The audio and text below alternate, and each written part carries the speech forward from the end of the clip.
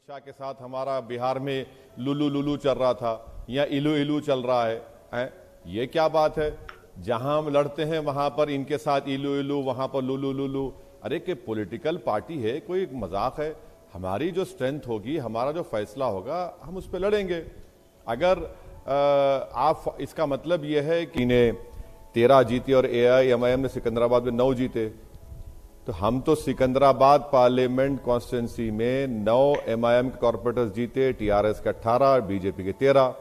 अब हैदराबाद में आ जाइए, हैदराबाद पार्लियामेंट सेगमेंट में हमने 34 सीट पर लड़े और 33 पर हम जीत गए, 10 पे बीजेपी जीती।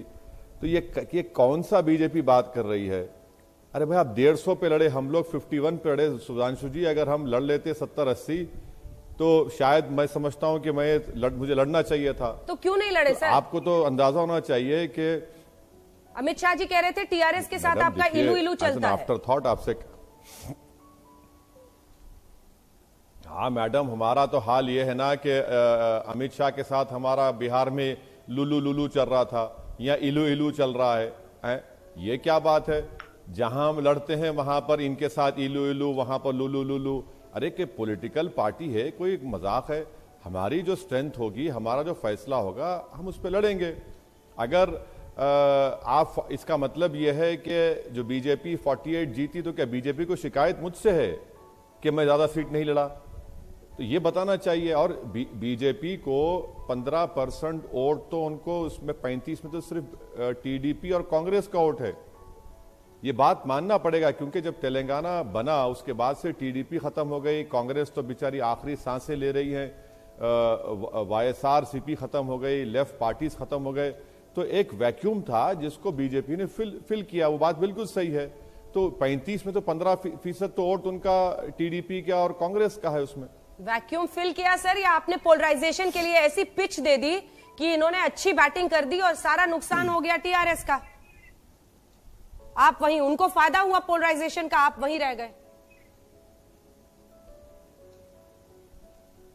मैडम देखिए, अगर आप जो बात कह रहे हैं सच है, तो ये बड़ी बदबख्ती की बात है कि बीजेपी ने हिंदू मुस्लिम करके ये इलेक्शन जीता है।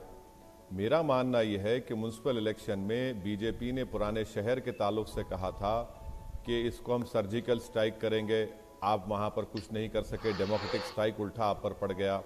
बीजेपी ने यूपी के मुख्यमंत्री को बुलाया, जिस वार्ड में वहां पर 3 वार्ड पर MIM ने कामयाबी हासिल की। अमित शाह को आपने कहा था कि 4 मीनार में बुलाया, घासी बाजार डिवीजन हम बीजेपी से जीत गए। तो ये बात समझने की जरूरत है कि यकीनन TRS को अपना इंट्रोस्पेक्शन करना पड़ेगा, और मुझे यकीन है कि KCR बड़े लीडर हैं, सगेशियस लीडर हैं, वो इंट्रोस्पेक्शन करेंगे। मगर बहुत ज्यादा आप लोग क्रेडिट दे रहे हैं बीजेपी को।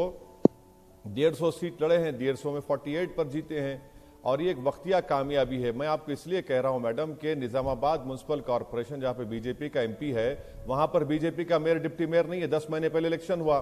करीमनगर म्युनिसिपल कॉर्पोरेशन बीजेपी का प्रेसिडेंट है, तेलंगाना का MP है, वहां पर बीजेपी का मेयर डिप्टी मेयर नहीं है।